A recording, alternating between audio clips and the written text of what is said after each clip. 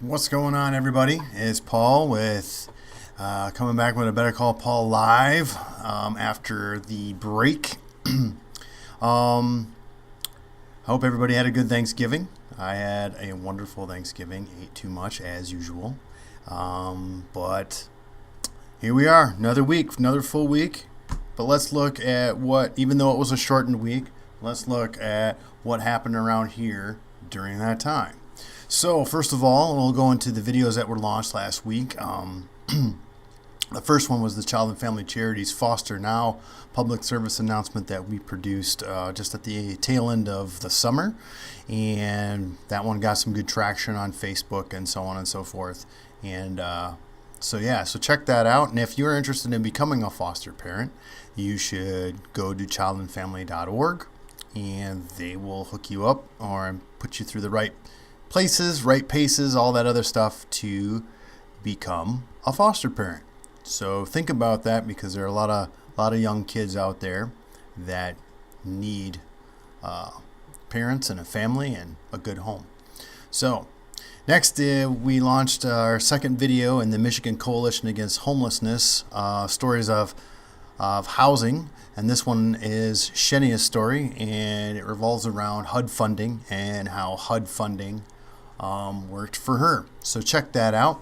There's going to be another one coming out this week, and we did have a Jazz Friday, even though most people were probably off. But this may have been our most popular Jazz Friday post to date, especially on Instagram. And this was the Rodney Whitaker Quintet. Rodney Whitaker is a professor of jazz over at MSU, and his quintet performing Cottontail. This was from last year's Summer Solstice Jazz Festival.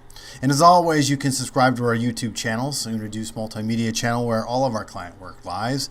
And then the hashtag BetterCallPaul channel, where we usually post our videos that we produce just for our audience. And so we usually post those on the blogs, but they go to that YouTube channel as well, so you can catch them there first. So speaking of on the blog, last week we had some Facebook Live technical issues. So therefore, we had to do it on the phone. So we did not post the video to the YouTube or post the video to the blog or upload it to YouTube. And then because of the shortened week, we did the second part of of me being on the business wrap, talking about Facebook marketing for small businesses. And this one we talked about. I'm with Courtney Mackey-Larvadane of Glow Social Media and Rose Tantrapol of Moonsail North, and we were talking about developing a strategy for Facebook marketing for small businesses. So check out that second part. It's a little bit longer than the first part, so we go right in depth. Anyhow, moving on. Some of the other channels, the RideHomeReviews. This week I will be reviewing The Murder on the Orient Express. And last week I watched The Killing of a Sacred Deer, which is a pretty decent psychological thriller. I mean, it won't wow you, but then when you get out of the theater and you think about it a little bit, you're like, oh my gosh. So good cast, Colin Farrell, Nicole Kidman, and of course Barry Keogh, I think that's how you pronounce his last name, was a phenomenal antagonist. If you don't know Barry, he was in the last thing I saw him in was Dunkirk. Moving on to the drinking lunch. It's coming up soon, but it's a good article they posted to their Facebook page on 16 tips for becoming a master networker. Since that's what the drinking lunch is all about, take these tips, have one or two ready, and then head to the drinking lunch in a couple weeks. Try them out. So check that out. We're still looking for interns for starting in the winter semester. Social media intern to help me out doing all the social media stuff in and outside of UnoDeuce Multimedia, all the media that we create, as well as a video production intern to assist Shireen out in the field, as well as help us in the edit bay organizing some projects. Also, the Giving Tuesday video giveaway happens tomorrow. It'll be here on the Facebook page. We're going to do a Facebook Live, an extra Facebook Live to release the winner and who that will be. So, noon, our Facebook page, UnoDeuce Multimedia, me and Eric Gillespie of the Giving Jar will be picking the winner. And it's interesting. We don't have as many nominees, but we have a lot more votes. So it's going to be interesting. There's a lot of votes that happened for the nominees that we got. So check that out. Remember, tomorrow, Facebook Live, noon. So there we have it. Events coming up this week. So starting with Wednesday is the last hatching of the year, and that's at the University Club. This is the hatching finale, which means all the winners from the previous hatchings, previous pitch competitions, all pitch for a $10K prize. Of course, there's only one winner, but they all pitch to see who is the best of the hatching. And so that's at the University Club on Wednesday from 6 to 9. It's a good event if you can make it, so check that out. On Thursday, I'll be at my Cearusnet, and this week we're going to be learning more about Extend Your Reach with Daria, and so that will be at Fox 47 from 8 to 9:15 a.m. 8-ish to 9:15-ish a.m. So hope to see you there, learn more about Extend Your Reach and what they can do for your business. Finally, Friday is Wake Up Old Town. That will be at Such Video, although I do believe they changed their name to Render Studios.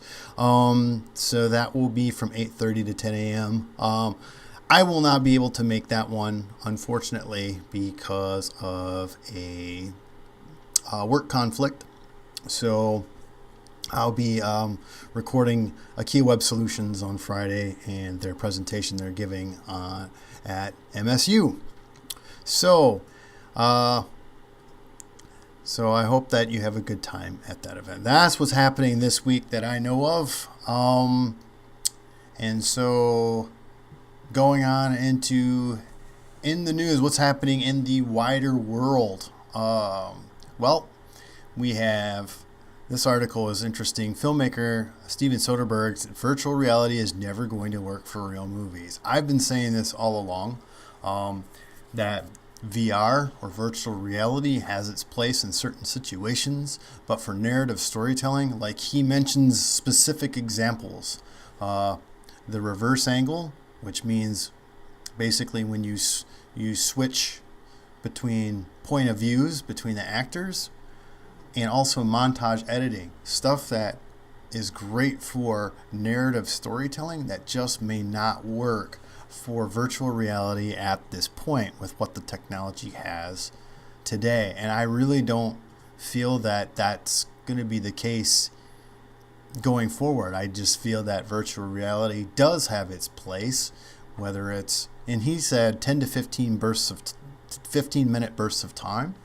I kind of agree with that in some way, shape, or form, but in a gaming atmosphere, you're obviously going to be more engrossed into what the world is giving you. But you're the player, you're the protagonist, you're that first person, and it's a whole different element, a whole different storytelling element. And so, yeah, I agree with him on that. Next, speaking of virtual reality and going forward, is another article, really in-depth article from vrscout.com called entitled "Here Come the Holograms," which is basically talking about the next generation of video capturing of people and how they're going to be placed and used in virtual reality and augmented reality environments. And so basically it's going to be that interaction with almost somebody who's close to being there. They're captured in a 360-degree view and then placed, and then they can be animated in several different ways due to how they interact with the environments in the VR and AR worlds. So that's going to be interesting. It's not going to be mainstream for quite a while, but I mean, it's coming up fast. So check out that article. It goes into a lot of the technology behind it and how how the cameras work and what companies around the world are doing to make sure that this fits in seamlessly, and how they're integrating it currently in the current virtual reality and augmented reality space. And there's some really cool things going on with that. Lastly, Facebook launches a video app for content creators that could challenge YouTube for talent. This is interesting. I mean, of course, there's always been a battle between Facebook and YouTube. They don't get along. Where YouTube, I think, has the edge is the fact that it's built into an overall internet-based search engine optimization ecosystem in which you can get multitudes of fans through different types of keywords and searching and that. And I think that's where it is. Whereas you can stumble across something on the internet because Google owns YouTube. YouTube is a part of that search ecosystem, and whereas Facebook is still a walled garden and still a place where those who are of a certain age are just not using at this point in time. However, their ad platform is very robust. And so I'd like to see how this plays out. I'm not sure if it's going to have the same.